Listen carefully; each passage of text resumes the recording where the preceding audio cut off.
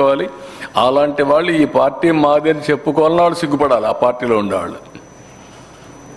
నేను రాజకీయ పార్టీల గురించి మాట్లాడా. I have seen all political parties over a period of 45 years. నేను ఎప్పుడు చెప్తా అంటారు, కరెంటు లేని రోజుల నుంచి ఇంటి పైన కరెంటు తయారు చేసుకునే పరిస్థితికి వచ్చాం. ఒకప్పుడు కార్లు లేని పరిస్థితి నుంచి ఈరోజు డ్రైవర్లెస్ కార్లకు వచ్చే పరిస్థితికి వచ్చాం. We have travelled.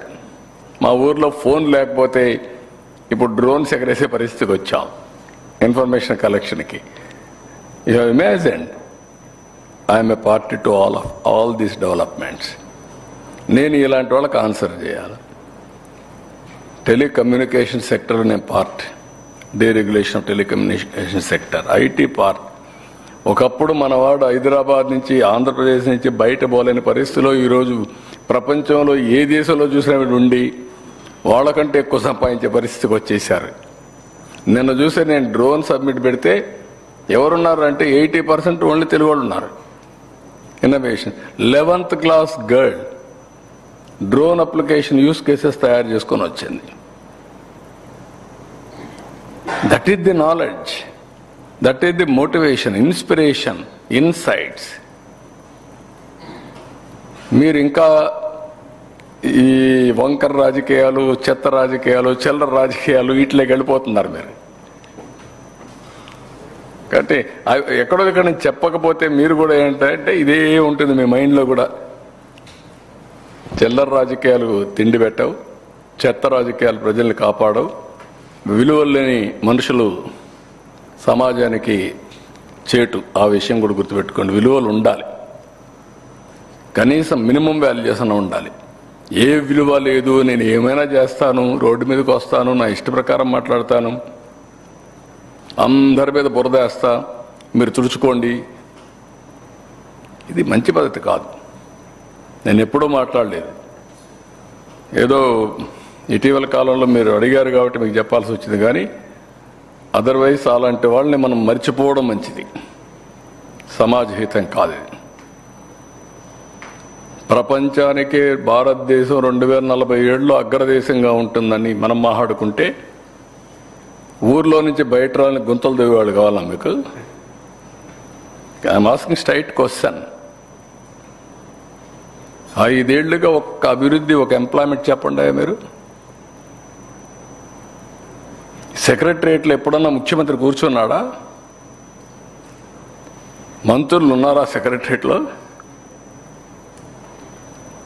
రాత్రి 11 అయింది నాకు ఇక్కడ.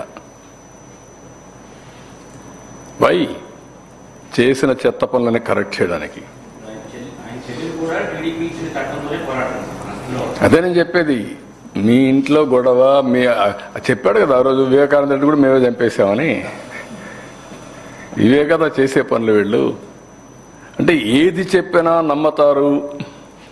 ఏం చేసైనా సరే చెత్త టీవీ, చెత్త పేపర్ ఉంది కాబట్టి రాసేస్తాం, రాసేస్తే ప్రజలు నమ్మించేస్తాం. నమ్మించలేరు మీరు. నేను ఒకటే అప్పీల్ చేస్తున్న ప్రజలందరికీ, క్లోజ్గా చైతన్యవంతులతో మీరు ఆలోచించండి, క్లోజ్గా ఫాలో అవ్వండి. ఇక్కడ ఉండే పాలిటిక్స్ కానీ, ఇక్కడ జరిగే పనులు కానీ, మీ జీవితాలకు ఏది వెలుగు వస్తుందనేది ముఖ్యం. రాజకీయ నాయకులు కొంతమంది ప్రజల్ని మోసం చేయడం, మభ్యపెట్టడం, దోచుకోవడం ఏ పని చేస్తున్నారు? అడుగుతున్నా. 10 లక్షలు ఇచ్చానన్నాడు. ఎప్పుడన్నా ఇచ్చారండి గవర్నమెంట్లో ఉన్నప్పుడు? ఆల్ ఆఫ్ ఏ సడన్ ఎందుకంత ప్రేమ వచ్చేసింది? ఒక్కొక్కరికి 10 లక్షలు ఇచ్చే శక్తి వచ్చేసింది. ఏదో ఒక కేసు అయితే పర్వాలేదు, అన్నిటికీ ఇస్తానంటున్నాడు. ఎక్కడిది డబ్బులు? ఇమ్మంటున్నా నేను. ఇంకా రాబోయే రోజుల్లో కనీసం కొంత ఖర్చు అవుతుంది. ప్రజల డబ్బులు, అవినీతి డబ్బులు. సో ఇంకా చాలా ఉన్నాయి, మాట్లాడుకుందాం.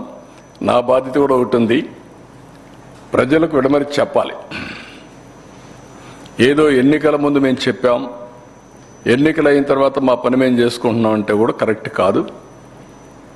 అనునిత్యం ప్రజలకు కూడా రిమైండ్ చేయాలి, వాస్తవాలు గుర్తు చేయాలి. తద్వారా ప్రజా చైతన్యం చాలా ముఖ్యం. ఒక ప్రజా చైతన్యంతో నేను 5 ఏళ్లుగా మీరున్నారు, నేను బయట పోగలిగాను. Answer this. ఫ్రీగా తిరుగుతున్నావు కదా, నిన్ను నిలవరించాం మేము.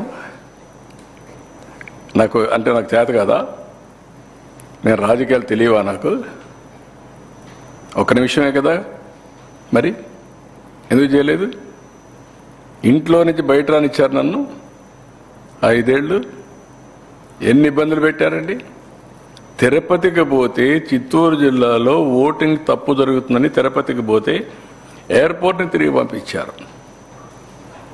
మాచర్లకు పోవాలి, అక్కడ చాలామంది ఊర్లు వదిలిపెట్టి వెళ్ళిపోయారని ఇంట్లో నుంచి బయలుదేరితే ఇంటికి గేట్లకి తాళ్లు కట్టారు. ఇంటి మీదకి పంపించారు మనుషుల్ని. అడిగితే నా అపాయింట్మెంట్ కోసం వచ్చారంట కర్రలు ఎత్తుకొని.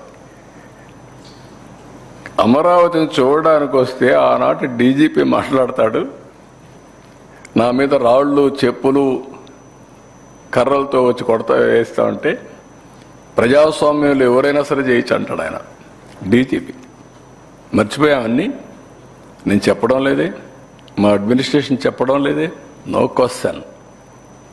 ఒక జవాబుదారితనం ఉంది. సో మీరు ఇవన్నీ కూడా మీరు మర్చిపోయేసి అప్పుడే ఏదో నార్మల్సీ వచ్చేసింది, ఏదో మీరు చెప్పేయాలి అనే పరిస్థితి రావడం కరెక్ట్ కాదు.